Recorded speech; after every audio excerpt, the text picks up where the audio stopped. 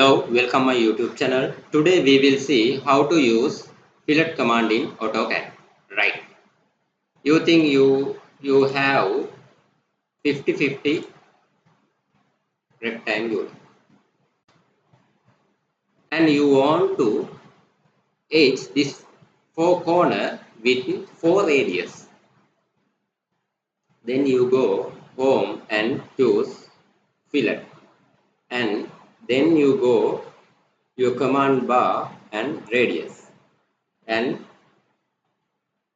then press 4 and enter.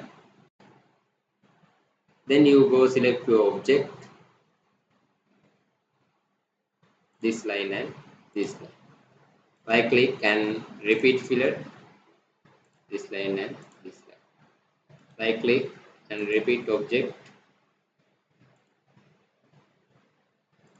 right. Repeat fillet. Then you can see how to use fillet command in AutoCAD. We will see dimension now and radius. Now you can see these four corners are begun four radius with edge, right? Okay. Thank you very much for joining with me.